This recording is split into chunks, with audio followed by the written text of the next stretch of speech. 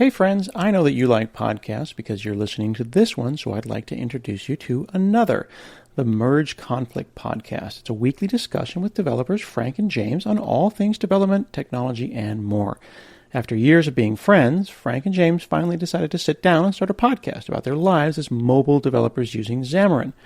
Much more than just another mobile development podcast, Merge Conflict reaches all areas of development, including desktop, server, and of course mobile. They also cover fun things happening in the world of technology and gaming and whatever else happens to be on their minds. Head to mergeconflict.fm to learn more or search for Merge Conflict in your favorite podcast app today to subscribe.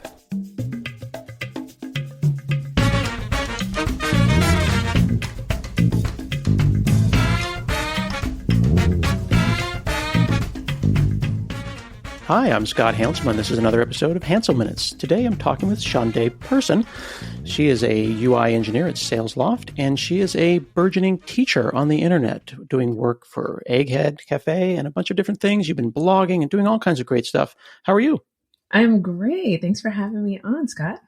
So one of the things that I'm interested in talking about with you is the beginning of learning how to teach. I think we have lots of people talking about early in career folks learning how to learn. Mm-hmm. And we have lots of conversations around old heads that basically just teach naturally, but no one talks about the process of becoming a teacher. And I think that it seems from watching you on the internet, your articles on your blog, and also on Dev2, that that's what you're in the process of doing. That's correct. Yeah. And I'm new-ish to teaching. I say new-ish because I think I've been teaching my entire career. And so I'm fairly new to engineering, but I had a robust career in sales before I moved over to engineering. And in sales, I was a teacher. So I use a lot of the techniques that I use to educate my customers on the products that we were selling or the brand new industry that we were breaking into, and teach them about the software that I was selling. I use those techniques to help to teach others technical skills and really focus on retention and thorough understanding of the fundamentals. Interesting. So for you as a previously as a salesperson in your previous career, you really felt that that was a teaching role. Like there's people who are like trying to convince, and that's the way that they sell. Mm-hmm. Sounds like you were an educating salesperson. Yeah. So in sales, like I was selling a lot of software, and there are people who will see salespeople as kind of convincers, and it's your job to get this person to buy something. The truth is, from my perspective, that you're trying to get them to change. So you're just trying to educate them on whatever the problem is that maybe they don't know that they have a problem, or life could be better doing something else. And you want to first provide value for them, and you're not able to do that without getting an understanding of who they are, what's important to them first, and then just kind of relating what you have. And everybody thinks that they're selling the latest and greatest breaking technology, or something that nobody's ever seen before. And so your job is to convince them that, through teaching them, that your solution is different or better than what they have right now or what they could have going with a competitor. So I learned a lot about speaking and articulating, because the way that you understand what your software does isn't the way that the person on the other end of the line is going to receive that information. So I could think, okay, I have this amazing widget that helps people to make more money in as a head of sales, right?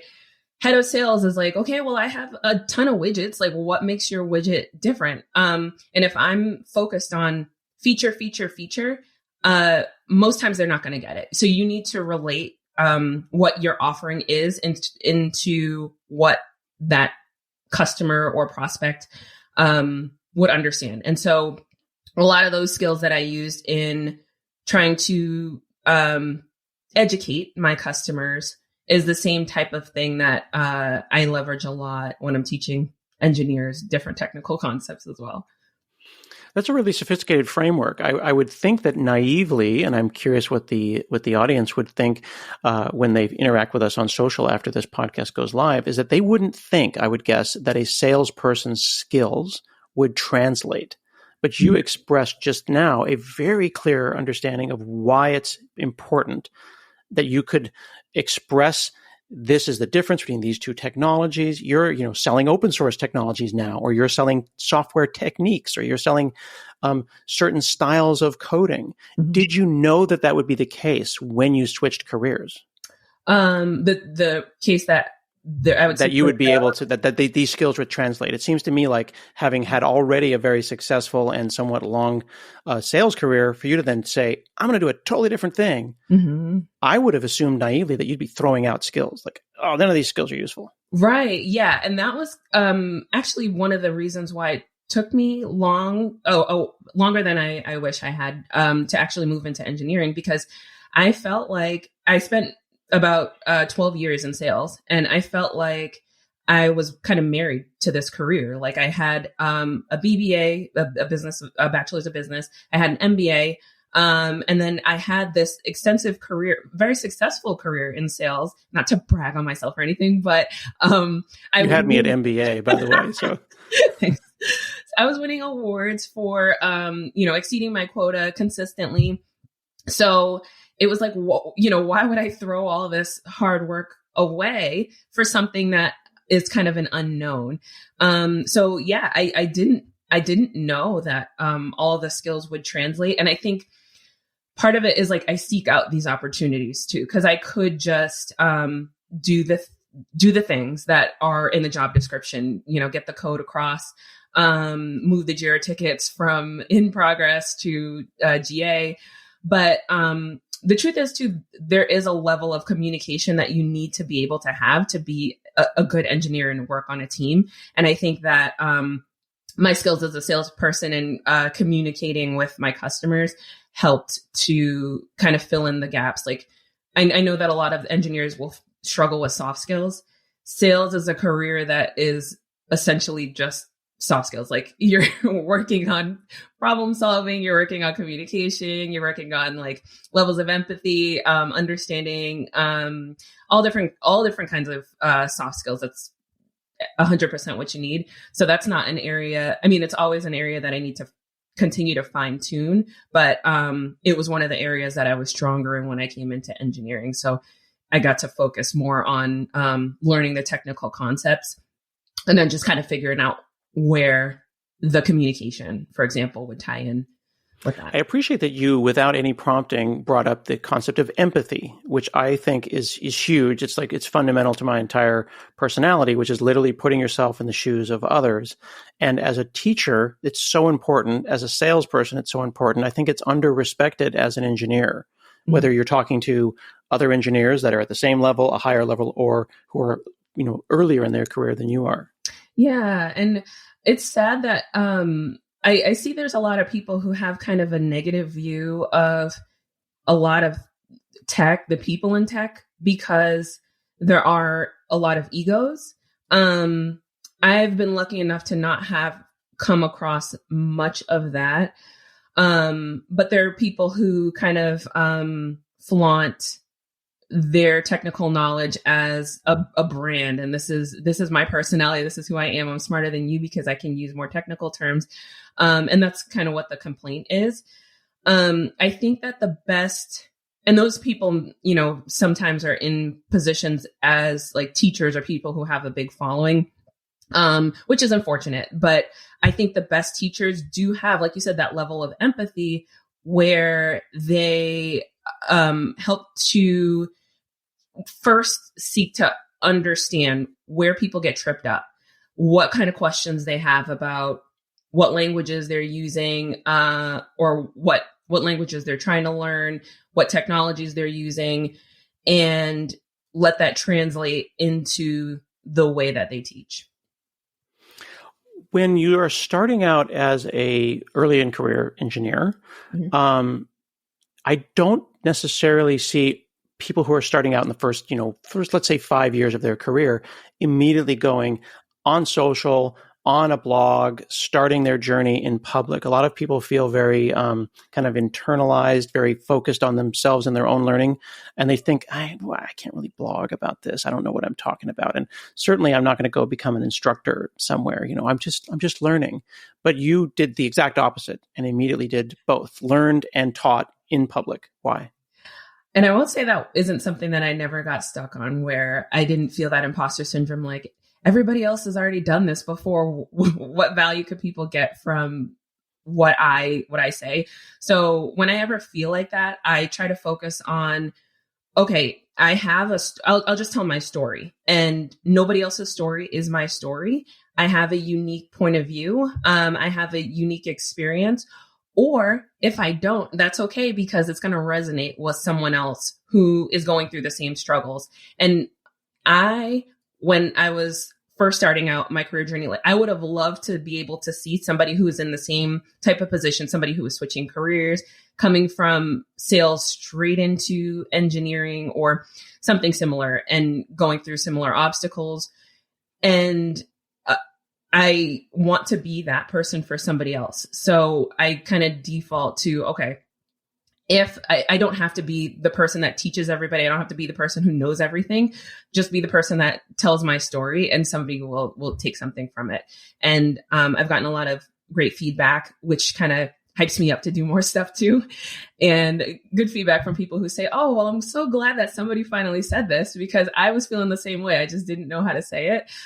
Or this is something that I didn't really understand, but the way that you broke it down helped me to understand it differently. So there could be a million different articles about set state, but the way that I think about it, the way that I understand the specific type of tech, or this certain type of this certain concept is different than other people have been conveying it. So again, the focus isn't really necessarily on being different. It's just kind of telling my story and telling the way that I understand things.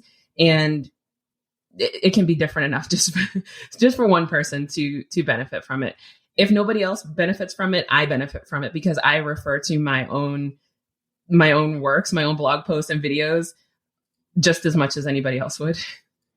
The fact that you're also recognizing that when you blog and you put stuff out on the internet, that it allows you to refer back to your own stuff is like so fundamental. Like I've been blogging for 20 years, not for the people, not for an audience. I do it for myself so I can Google myself later. I think I wrote about this once before. And sometimes I'll read it and I'm like, I don't remember writing any of this. Like, I don't know what I was talking about, but it was still the thing I needed to write. And I'm glad that you said that too, because that was one thing that I was so afraid about.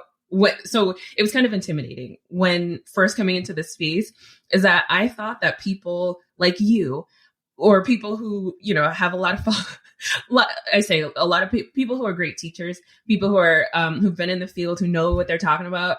I thought that they just knew everything about everything. They never made mistakes. And, they had this like incredible background of knowledge of things that I would never, ever remembered. Like, I'm the type of person who, if I don't code for one weekend, I completely forget everything I ever knew about JavaScript and React, and then I have to start from scratch. So I was like, I can never be this person. And as I'm building this course right now, I'm in the process of building out a beginner TypeScript course for Egghead. I'm learning so much about all of the background stuff that goes into prepping examples and learning the material. And I'm actually using it as an opportunity to learn more things, but also build this library for myself to reference of, all right, if I ever, as I'm refactoring something for work from JavaScript to TypeScript, I'm referencing some blog posts that I wrote and notes that I took to help me to recall all the stuff that I've forgotten over the past night. So I'm glad that you said that. One of the things that I'm also appreciate about you is that when you go to like your website, you say that you're a software engineer, you're a blogger, you're a speaker, and you actually call it Pretty Awesome Mom. And then if we go, for example, and look at one of your blog posts on React at your blog about set state, you're actually using toddler and teen and mom in the examples. And you're doing that unapologetically. Like, I feel like sometimes, myself with two young idiots that I'm trying to raise in my house right now. When I use those examples, maybe they won't necessarily land with people, but this is who I am, so I'm going to use those examples. I thought it was really cool that you actually have like a temper tantrum function, and you're passing emotions from the mom to the teen, and it totally works as an analogy. Hey friends, I hope you're enjoying this podcast, and I hope you take a look at one of our sponsors, CBT Nuggets. CBT Nuggets is an IT training online system for professionals and anyone really looking to build IT skills. It's kind of like Netflix for IT people. They've got lots of great stuff, but their core specialties are networking, cloud, and security, and they're putting up 40 hours of new training each week. Their entire trainer team is 100% in-house, and they're all active IT professionals with multiple certifications. One of the great things that CBT Nuggets has that a lot of other folks don't have are virtual labs. These are actually on-demand virtual environments that are tailored to the course material that you're taking, and it allows you to actually practice networking configs, do scripts, run queries alongside the course. Best of all, accountability coaching. It's really hard to go and self-learn, but this service is available to all learners with a subscription. They have a coaching team that's integrated with their trainer and their content team, so you can talk to a real person at CBT Nuggets who will help you craft a personalized learning plan, set goals, and they'll check in with you to keep you accountable. And they've got a great 7-day free trial where you're going to get unlimited access to their entire training library. The promo URL is cbtnuggets.com/HanselMinutes. That's cbtnuggets.com/HanselMinutes. Yeah. And I have realized that I love using analogies. That's the way that I understand things is through analogies. Even the way that I get people to remember how to pronounce my name. I always say, pronounce it like a day of the week. Saturday, Sunday, Shaundai. People just remember it when you give a story that they can relate to. So everything that I explain, I always find a way to tie it into something that people are already familiar with. So yeah, I've been Hansel and Gretelman, by the way, for a very long time. I love it. Yeah, absolutely. Yeah. And and this kind of relates back to what we were talking about with sales is that, I try to connect things to things that people are already familiar with. So take what your understanding is right now and then just bring you one level above that. Right. And, I'll share a story with you too of when I was potty training my son. So I'll admit the first couple days were so frustrating, so frustrating. Right. And I'm trying to teach him, I'm like, why won't you just use the potty? Right. And I called my mom and I was like, listen, I know people are saying that kids get this in 3 days, right? But if this is on day 2, I don't think he's going to understand this. And I don't know what to do. Maybe now it's not the right time. Maybe we need to wait a couple months. She's like, listen, think about the way that you're teaching him. You're giving him a set of this terminology that he's never heard before. You're telling him to focus on a sensation that he has never focused on before. You're giving him a tool that he's never seen before. Just this potty appears in the bathroom and you're telling him to put it together and figure out what to do with it. She's like, you need to really understand, think about where his level of understanding is and then just take him to the next step. And I was like, oh, duh, like this makes so much sense.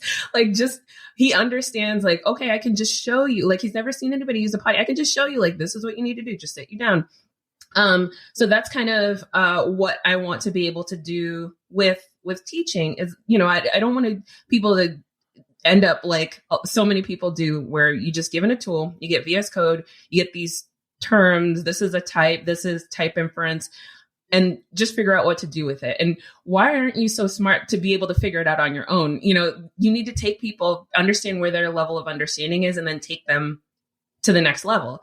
So that's what I like about using analogies is like, okay, everybody understands a family dynamic. A mom and a teen and a toddler, how they fit together. So I'll take these technical terms and then I'll put it into terms that you already understand.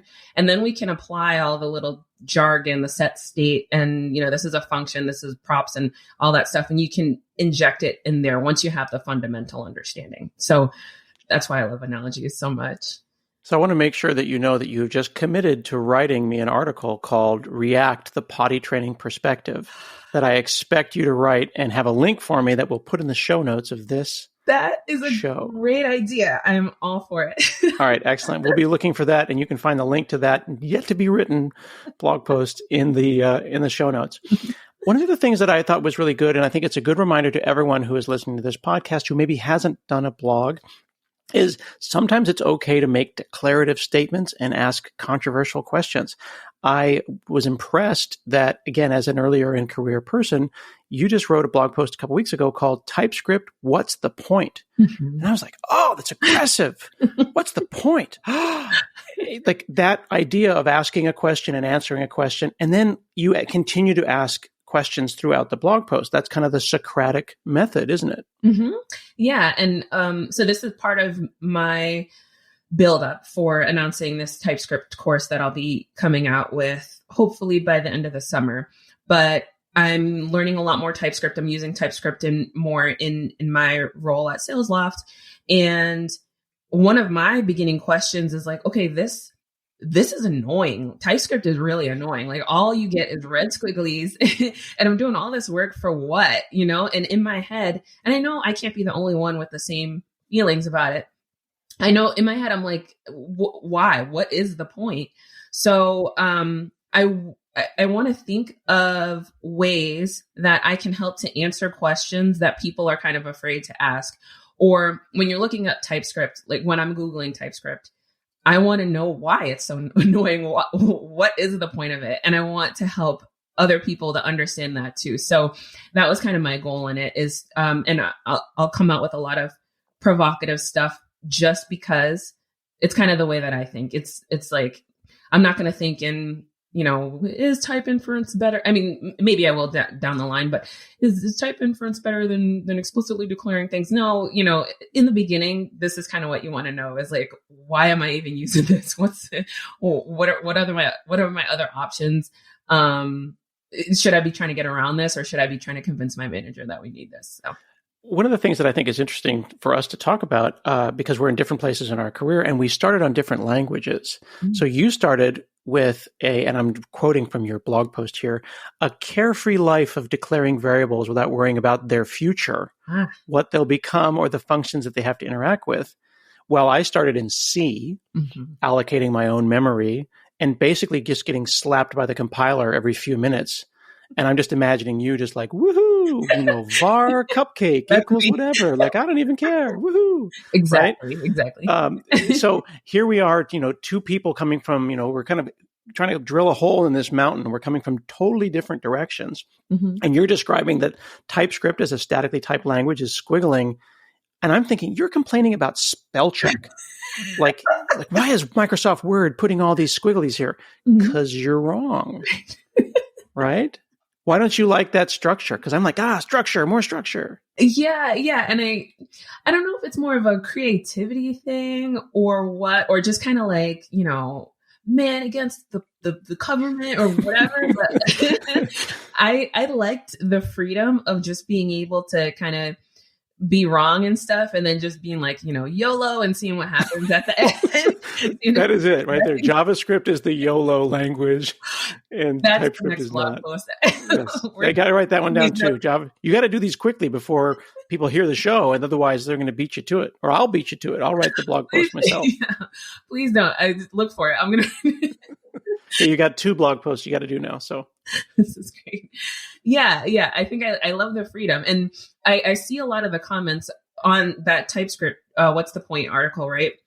People are like, yeah, people who are used to JavaScript and being able to type freely, it's not anything that we ever had to think about was the red squigglies or being wrong and finding that out at compile time.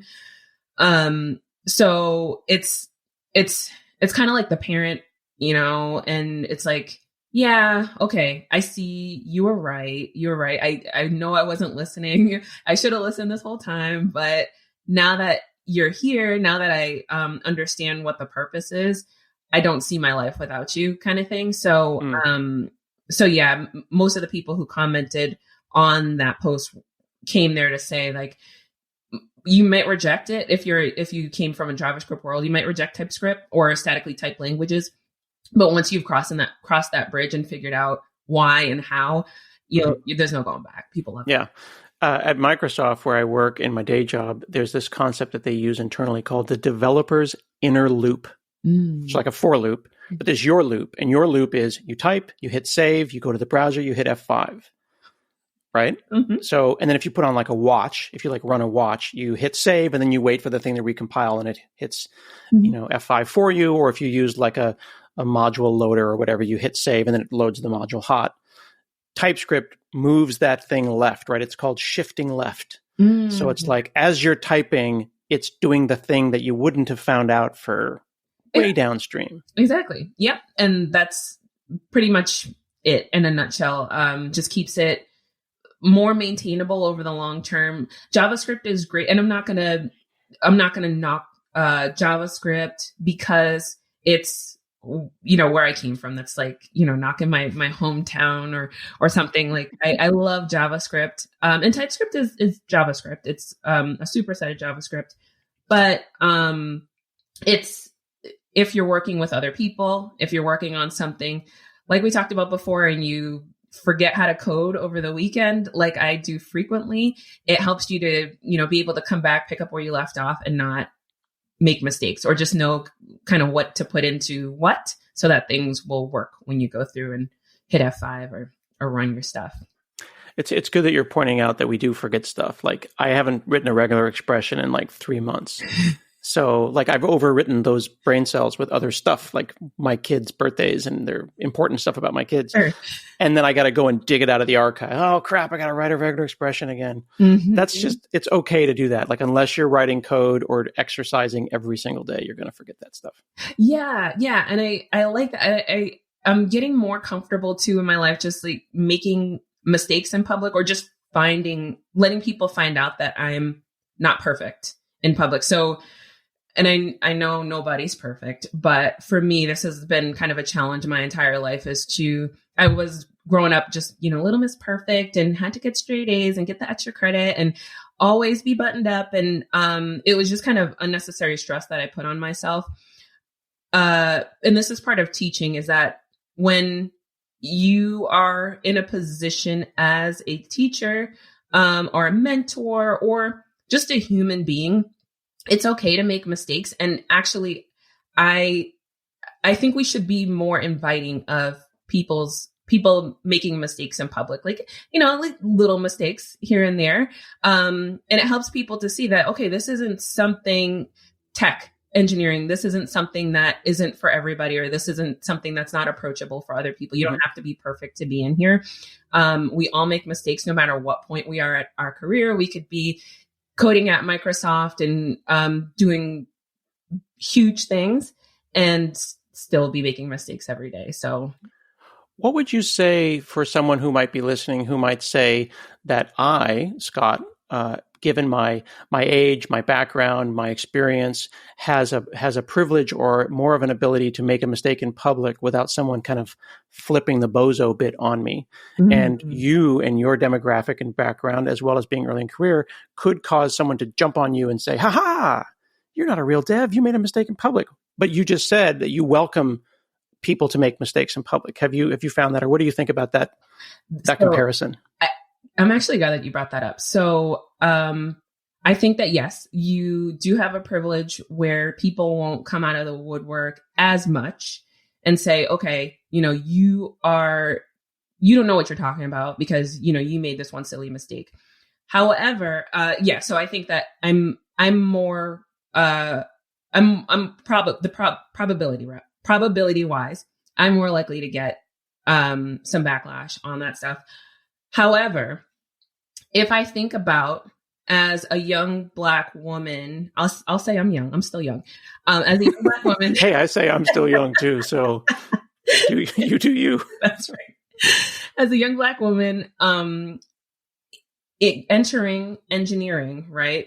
If I bring myself back to then, the type of person that I would want to see is someone who looks like myself, who isn't perfect. So I don't necessarily, I mean, having someone who is perfect, who is a young Black woman in engineering doesn't make me any less apt to get into engineering. But I would also like to see that, okay, she's going through struggle. She has these obstacles that she faced, and she's able to deal with the hecklers or the tech bros and all that kind of stuff in this certain way. It may be different than the way that you deal with them, or it may be different from the tech bros that you get. But I would like to see the complete person. And I don't think that it should detract anybody in a position who's not in a position of privilege from making mistakes in public. I think they should be encouraged to do that because there's other people looking at that. I think that's very well said. I think one of my good friends, Grace Mack Jones, said that she wants to normalize normal people being in tech. And I think that that's really what we're talking about, is making it so people have a safe place to fail, that we can talk about imposter syndrome. We can still be really awesome. We can still kick butt and be like Angie Jones, and everything that we say is a genius thing. Yes. But also make mistakes and not have someone say that destroys 10 years or 20 years or 30 years of experience because, oh, look, Hanselman doesn't know how lately, strongly typed dynamic languages work. People are humans, right? Follow the whole person. Exactly. 100%. Yeah. So you're writing a course right now for egghead.io. You're working on a TypeScript course coming out later in the summer. Mm-hmm. So if you're listening to this later in the summer, we'll go back and update this information with links to that as well. Sure. What else do you have cooking up? So that you can, I actually have, you can sign up. It's not a robust website just yet, but if you go to typescript4jsdevs.com, you can sign up to get notifications about when the course is available. So do sign up for that. I am also a React Ladies community leader. So this is a community for women and people who identify as non-binary, who are new or in the React world, and wanting to learn more. We are getting ready to we're putting together our kickoff event for the summer of 2021. So find React Ladies on Twitter. And then me, I'm just on Twitter tweeting about kids. I tweet about TypeScript and the joys and the struggles of engineering. And those are the things that keep me busy. And then my 3-year-old keeps me pretty active. Fantastic. Well, thank you so much, Shaundai Person, for chatting with me today. Thanks, Scott. Good to be here. Bye. You can find Shaundai on Dev2, on GitHub, on Twitter, and again, we'll put all the information that you need in the show notes. This has been another episode of Hansel Minutes, and we'll see you again next week.